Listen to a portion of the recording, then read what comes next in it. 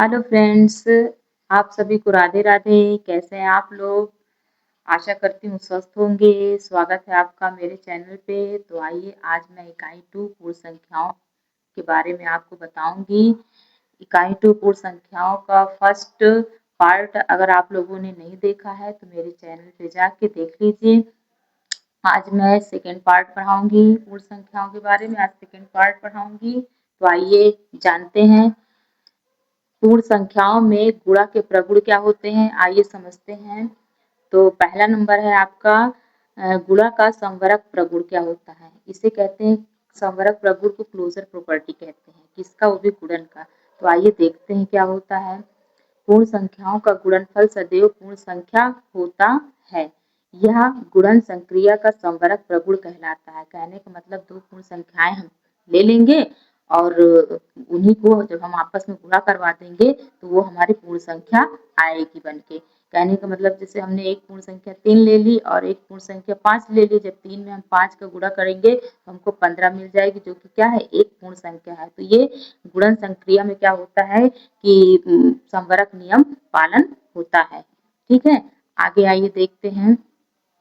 Second number क्या कहता है? गुणा का क्रम विनिमय प्रगुण क्या होता है? गुणा का क्रम विनिमय प्रगुण क्रम विनिमय नियम को कहते हैं कम्यूटेटिव प्रॉपर्टी। दो पूर्ण संख्याओं में क्रम बदल देने पर भी गुणनफल समान होता है। इसे गुणन संक्रिया का क्रम विनिमय प्रगुण कहते। कहने का मतलब दो हम पूर्ण संख्याएं ले लेंगे और उनका क्रम आपस में बदल देंगे। तो देखेंगे क्या दोनों में आंसर समान आ रहा है। अगर समान है तो क्या है? गुणा का क्रम विनिमय नियम पालन होता है। तो पहली संख्या हमने 3 ले ली, दूसरी 5 ले ली। 3 में हम 5 का गुणा करें तो हमको 15 मिल गया। और पहली संख्या हमने 5 ले ली, मतलब बदल दिया, इनका क्रम बदल दिया। 5 पहले कर दिए, 3 बाद में कर दिए, तो 5 गुणे 3 बराबर 15 आ गया। तो कहने का मतलब ये क्रम विनिमय नियम का पालन करता है।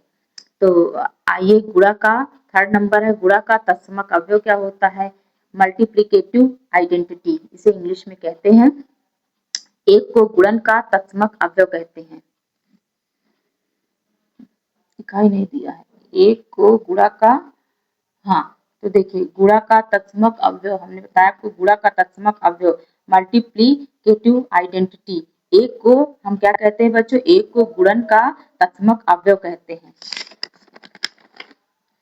क्यों कहते हैं आइए जानते हैं।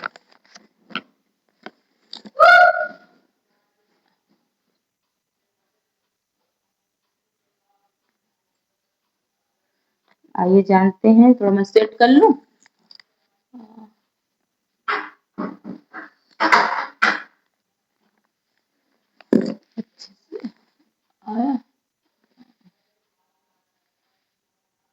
हाँ, तो क्यों क्यों कहते हैं?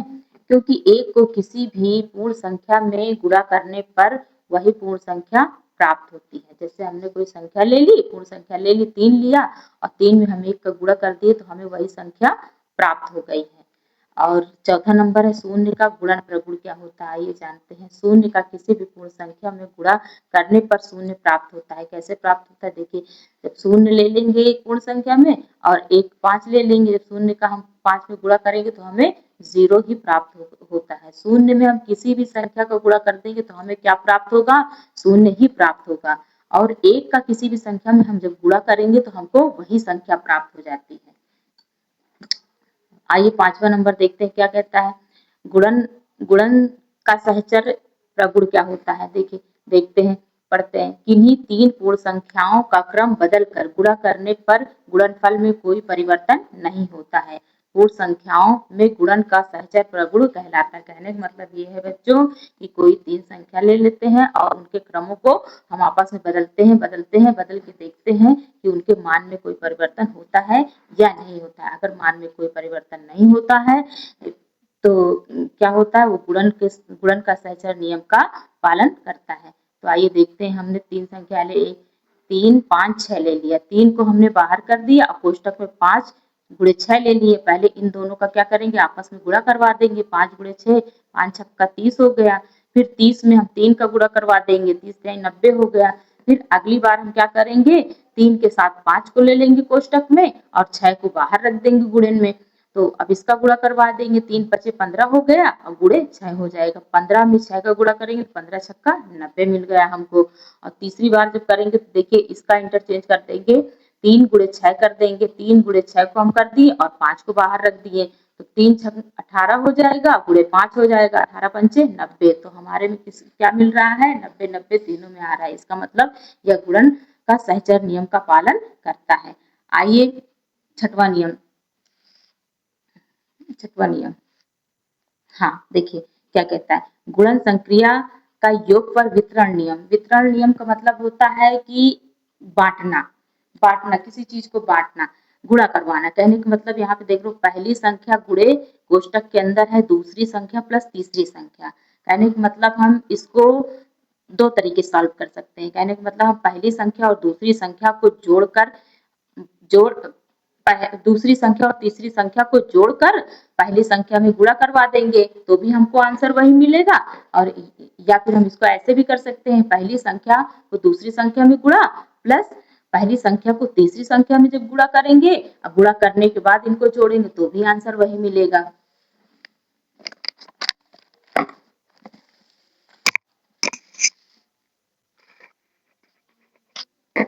आइए देखते हैं अगला क्या है आपका। हाँ आइए देखते हैं क्या है, गुणन का घटाने पर वितरण पर गुण क्या होता है। आइए अभी हमने जोड़ का देखा था, अब हम घटाने का देख लेते हैं। वितरण पर गुण, पहली संख्या गुणे दूसरी संख्या माइनस का तीसरी संख्या। हमने जैसे कि बताया था जोड़ वाले में जोड़ के तो भी हम गुणा करवा सकते हैं, अब इसमें उसी प्रकार क्या है, घटा के भी हम गुणा करवा सकते हैं, या तो पहले इसमें पहली संख्या को दूसरी संख्या में गुणा कर दें, माइनस फिर पहली संख्या गुणे तीसरी संख्या करके तब घटाएंगे तो भी आंसर वही आएगा। तो आइए देखते हैं कोई एग्जाम्पल लेके हम देखते हैं, क्या देखते हैं, देखिए हमने 3 लिखा गुणे में, मान लेते हैं ये हमारी पहली संख्या हो गई, 8 कोष्टक के अंदर 8 ले लिए, 8 हमारी दूसरी संख्या हो गई, माइनस लगा दिया, फिर तीसरी संख्या हमारी 2 हो गई। ठीक है, जब हम इसको करेंगे तो कहने का मतलब जब हम इसका इसमें गुणा करेंगे तो क्या हो जाएगा, 3 गुणे 8 हो जाएगा और माइनस का 3 गुणे 2 हो जाएगा। तो हमको कहने का मतलब पहले जब हम घटा के, हमने क्या बताया, पहले घटा देंगे इसको तो 8 में से 2 जाएगा तो 6 बचेगा। जब हम इसका गुणा करवाएंगे इसमें 3 छक 18, इसमें भी 18 आ रहा है, और इस तरीके से जब हम करेंगे गुणा करवा देंगे पहले तब घटा देंगे तो 3 8 8 त्रिक 24 हो जाएगा और माइनस 3 दूनी 6 हो जाएगा। 24 में से 6 घटाएंगे कितना बचेगा, 18 बचेगा। मतलब दोनों कंडीशन में आपका मान वही रहता है, बराबर ही रहता है, अलग नहीं होता। तो आइए आगे बढ़ते हैं, पूर्ण संख्याओं में भाग की संक्रिया। आइए देखते हैं, अभी तक हमने क्या पढ़ा, घटाने की संक्रिया पढ़ लिया, जोड़ की संख्या पढ़ लिया, गुणा की संक्रिया पढ़ लिया। अब आइए पढ़ते हैं भाग की संक्रिया, पूर्ण संख्याओं में भाग की संक्रिया।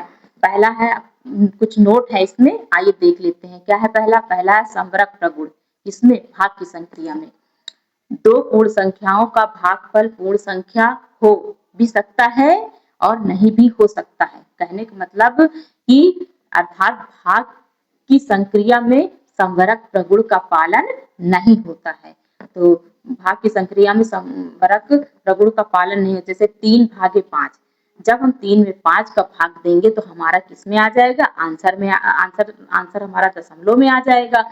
जब दशमलव में आ जाएगा तो दशमलव क्या है, पूर्ण संख्या नहीं है हमारी।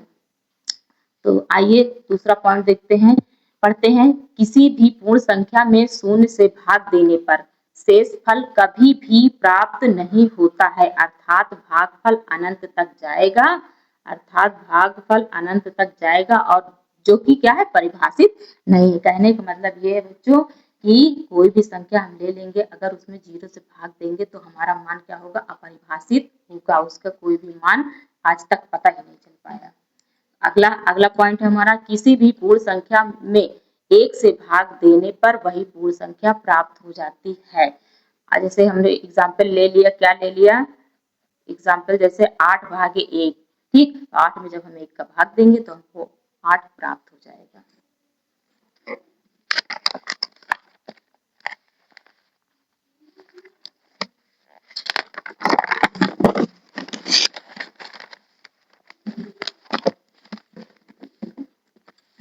चौथा पॉइंट आपका क्या कहता है, आइए देखते हैं। हाँ बच्चों, चौथा पॉइंट क्या कहता है, शून्य में किसी भी पूर्ण संख्या जीरो को छोड़ के, कहने का मतलब शून्य में किसी भी पूर्ण संख्या जीरो को छोड़कर का भाग देने पर भागफल शून्य प्राप्त होता है।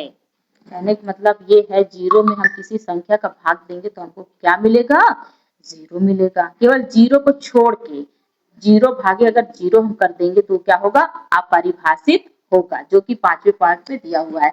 इसमें शून्य में शून्य का भाग देने पर परिभाषित नहीं है। ये देखिए साफ साफ लिखा हो, शून्य भागे शून्य बराबर अपरिभाषित अनंत है। 6वां नंबर क्या दे रहा है, किसी भी पूर्ण संख्या में उसी पूर्ण संख्या का भाग देने पर भागफल 1 प्राप्त होता है शून्य को छोड़कर। ठीक है ना, तो कहने का मतलब यह है, जैसे 4 भागे 4 कर देंगे, 4 में हम 4 का भाग देंगे तो हमें क्या प्राप्त होगा, 1 प्राप्त होता है केवल शून्य को छोड़कर। तो आप लोगों को अगर मेरा वीडियो पसंद आया हो तो मेरे चैनल को लाइक, शेयर, सब्सक्राइब और कमेंट जरूर कीजिएगा। और इसके बाद का चैप्टर मैं आपको अभ्यास 2A चैप्टर नेक्स्ट वीडियो में बताऊंगी। धन्यवाद।